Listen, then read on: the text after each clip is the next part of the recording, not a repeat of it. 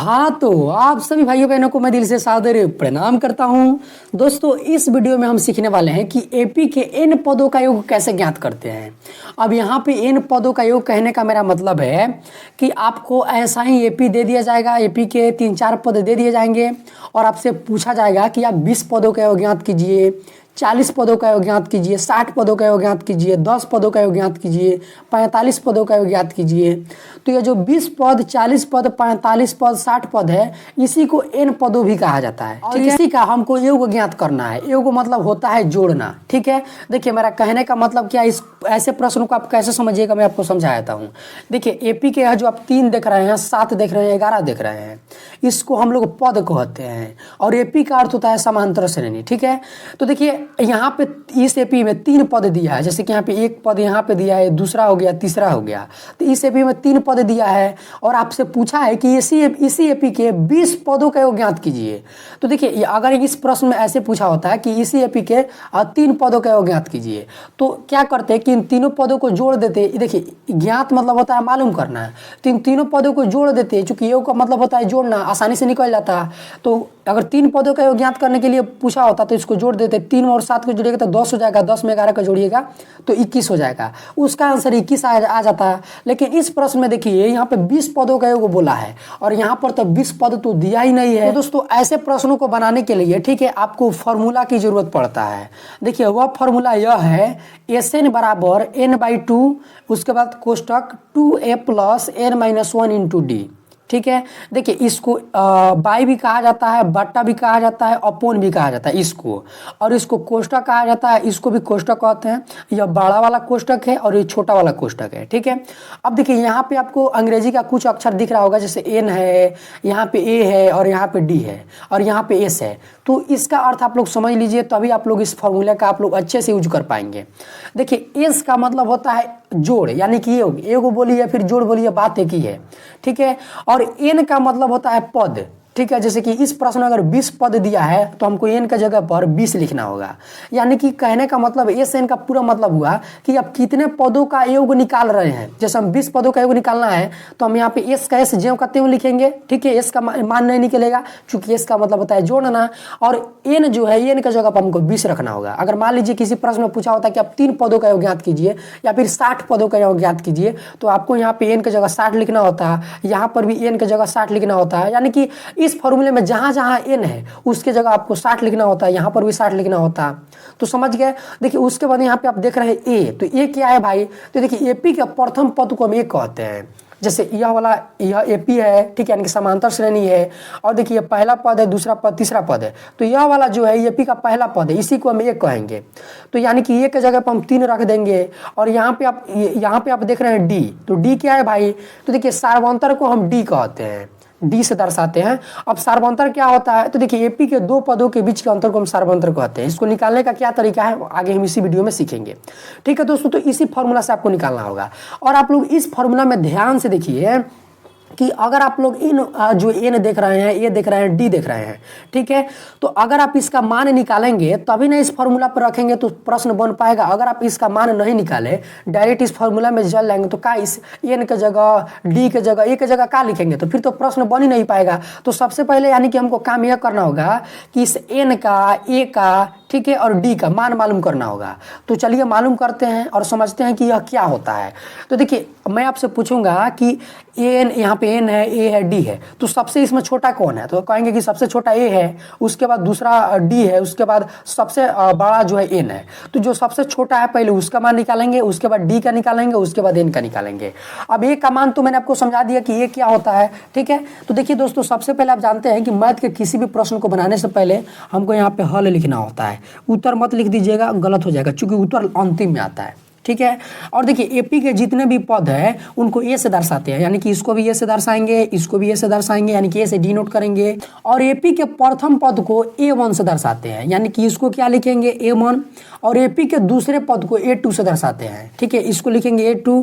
देखिए लाइट थोड़ी चली गई है, इसीलिए हो सकता है कि आपको लाइट थोड़ा सा डाउन दिखे। ठीक है, अभी मैं मोबाइल के लाइट को ऑन कर लिया हूँ। ठीक है, अब देखिए यह जो है इसको हम दिखाएंगे एपी का, चूंकि ये तीसरा पद है तो इसको दिखाएंगे A3 से। अब मेरे ख्याल से आप लोग समझ गए होंगे कि यहाँ पे अगर 20 पदों की बात किया गया है तो आप तो जानते हैं कि एपी के हर एक पद को ए से दर्शाते हैं, और ये 20 पद है इसीलिए इसको दर्शाएंगे हम क्या, A20 से, यानी कि ये 20 ये लिख देंगे और इसके नीचे यहाँ पे छोटा सा 20 लिख देंगे। अगर मान लीजिए किसी प्रश्न में आपको दर्शाना होता है 60 पद को, ठीक है, तो ये लिख देते हैं और 20 की जगह पर 60 लिख देते हैं, तो ऐसे आप लोग दर्शा लेते हैं। अब देखिए सबसे पहले आपको इतना कर लीजिएगा, इतना अब ऐसे कर लीजिएगा, ठीक है। उसके बाद आपको ए मानना होगा, चूंकि फॉर्मूला में देखिए है ए का जरूरत है, तो देखिए ए किसको मानेंगे, तो एपी का प्रथम पद को ये मानते हैं, यानी कि A1 को ही हम लोग ये कहते हैं। तो ए का मान कितना हो जाएगा, 3 हो जाएगा, चूंकि सबसे पहले यही है, 3 हो गया। अब देखिए उसके बाद आपको डी का मान निकालना होगा। डी मतलब कि सार्वंतर, सार्वंतर को शॉर्टकट में डी से दर्शाते हैं, आप चाहे तो हिंदी में भी लिख सकते हैं। तो देखिए डी निकालने का फॉर्मूला होता है, यानी कि सार्वंतर निकालने का फॉर्मूला होता है A2 - A1, A2 - A1। अब A2 - A1, तो देखिए इसीलिए हम इसको A1 A2 A3 माने हैं, चूंकि देखिए अगर यहाँ पे फॉर्मूला में A2 - A1, तो आप अगर आप जानते ही नहीं रहिएगा कि A2 क्या होता है, A1 क्या होता है, तो फिर इस फॉर्मूला पे मान को कैसे रखिएगा, इसीलिए हम इसको मानना आपके लिए जरूरी हो जाएगा, ठीक है। अब देखिए इसी फॉर्मूला पे इस मान को पुट कीजिए, आपको सार्वंतर आसानी से निकल जाएगा, ठीक है। अब देखिए डी है बराबर है तो बराबर दीजिए। आप A2 किसको माने हैं, तो आप लोग कहेंगे कि सर प्यारे सर A2 माने हैं 7 को, तो आप 7 को यहाँ पे लिख दीजिए, यहाँ पे माइनस है तो माइनस लिखिए। अब A1 किसको माने हैं, तो देखिए A1 माने हैं 3 को, तो 3 को यहाँ पे लिख दीजिए। अब आप लोग 7 में से जब 3 को घटाइएगा तो कितना बचेगा, तो यह बचेगा 4, यानी कि आपका सार्वंतर 4 आ गया। अगर भाई लोग मैं आपको सिंपल भाषा में समझाऊँ ना, तो एपी के दूसरे पद में से पहले पद को घटा देंगे ना तो आपको सार्वंतर मिल जाएगा, लेकिन आपको प्रश्न में फॉर्मूला के हिसाब से काम करना होगा, केवल कॉमन सेंस से काम नहीं चलेगा। अब भाई लोग आपको एन का मान मालूम करना होगा, क्योंकि यहाँ पे फॉर्मूला में देखिए हम लोग ए का भी मान निकाल लिए, डी का भी मान निकाल लिए, अब बच गया केवल एन। तो एन किसको मानेंगे, तो भाई लोग मैं आपको अभी समझा दिया हूँ कि एन किसको मानिएगा। तो देखिए प्रश्न में जितना भी पद बोला गया हो वही एन होता है। तो यहाँ पे कितना पद बोला गया है, 20 पद बोला गया है, तो यानी एन का मान कितना हो गया, 20 हो गया। मान लीजिए किसी प्रश्न में बोला होता कि 15 पदों का योग ज्ञात कीजिए, तो एन का मान 15 हो जाता। 100 पद बोला होता तो एन का मान 100 हो जाता। 50 पद बोला होता तो एन का मान 50 हो जाता है। अब भाई लोग आपके मन में एक कन्फ्यूजन और चला आता है कि यह जो इसको हम कोमा बोलते हैं, तो इस हम कोमा को क्यों देते हैं भाई, तो देखिए अगर आप इस कोमा को दे दीजिएगा तो इसका मतलब है कि यह अलग है। देखिए लाइट चला है, हम क्या करते हैं कि इसको थोड़ा कम कर लेते हैं, ठीक है। उम्मीद है कि अच्छे से दिख रहा होगा, दिख रहा है अच्छे से। देखिए हम इसको इसलिए देते हैं ताकि इसको हम अलग कर सकें, इसको भी हम अलग कर सकें, इसको भी अलग कर सकें। मान लीजिए कि हम इसको मिटा देते हैं तो देखिए अच्छा नहीं लग रहा है कि सब फेटौनी है, और इसको दे दीजिएगा तो लग रहा है कि सब अलग अलग है, अच्छा भी दिख रहा है, तो इसीलिए दे दीजिएगा।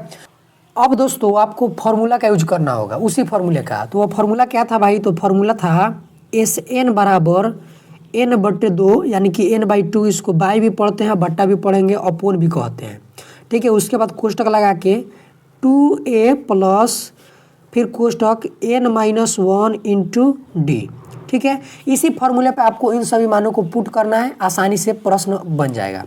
अब देखिए यहाँ पे एस है तो एस को दे दीजिए। अब एन का मान आप कितना निकाले हैं, तो 20 निकाले हैं, तो इस एन का जगह आप आपको 20 रखना है। अब जहाँ जहाँ पे आप एन है ना वहाँ पे आपको 20 को रखना है, ठीक है। यहाँ पे बराबर है तो बराबर दे दीजिए। फिर यहाँ पे एन आ गया तो एन का मान कितना माने, 20 माने हैं तो 20 को लिख दीजिए। बट्टा 2 है तो बट्टा 2 लिख दीजिए। उसके बाद यहाँ पे फिर बड़ा कोष्टक है तो बड़ा कोष्टक को दे दीजिए, ठीक है। और यहाँ पे 2 है तो 2 और 2A लिखा है, इसका मतलब 2 गुने ए है, तो यानी कि इस गुना को लिख देंगे। और ए का मान आप कितना लिखे हैं, तो ए का मान आप निकाले हैं 3 को, तो 3 को लिख दीजिए। और यहाँ पे प्लस है तो प्लस लिख देंगे, ठीक है। देखिए एक आपके मन में एक डाउट आ सकता है कि यहाँ पे हम गुना क्यों लिखे, तो देखिए जब कोई मैथ का अक्षर और अंग्रेजी का अक्षर आपस में सटा हुआ रहता है तो इसका मतलब है कि वह गुने के चिन्ह की मदद से सटा हुआ है। और जब हम अंग्रेजी के अक्षर को मैथ के अक्षर में कन्वर्ट करते हैं तो बीच में हमको गुना लिखना होता है, ठीक है। अगर गुना नहीं लिखेंगे, यहाँ पे 3 लिख देंगे तो लगेगा कि 23 है, फिर प्रश्न गलत हो जाएगा, ठीक है। यह बात आप लोग ध्यान रखिएगा। फिर यहाँ पे कोष्टक है तो कोष्टक को लिखिए। अब एन किसको माने हैं, तो माने 20 को, तो 20 को लिखिए। माइनस है तो माइनस लिख दीजिए, 1 के जगह पर आप 1 को लिखिए, फिर कोष्टक कर दीजिए। और डी किसको माने हैं भाई, डी कितना निकाले हैं, 4 निकाले हैं, तो डी 4 लिख दीजिए, फिर यहाँ पे कोष्टक कर दीजिए, ठीक है। अब देखिए आपको क्या करना है, आप चाहें तो यहाँ पर फिर से लिख सकते हैं S20, या फिर नहीं भी लिखेंगे तो कोई भी बात नहीं है, यहाँ पर भी यहाँ तक ही लिख सकते हैं। अब देखिए जो इस यहाँ पे लगा है बट्टा, यानी कि भाग देना है, तो जब आप 20 में 2 से भाग दीजिएगा तो यह आ जाएगा 10, यानी कि आप ऐसे समझिए दो दो दहा के कितना होता है 10 होता है, यानी कि 2 का टेबल जब 10 बार करिएगा तो 20 हो जाएगा, यानी कि 10 से कट जाएगा तो 10 को लिख दीजिए। यहाँ पे कोष्टक है तो कोष्टक को चढ़ा दीजिए।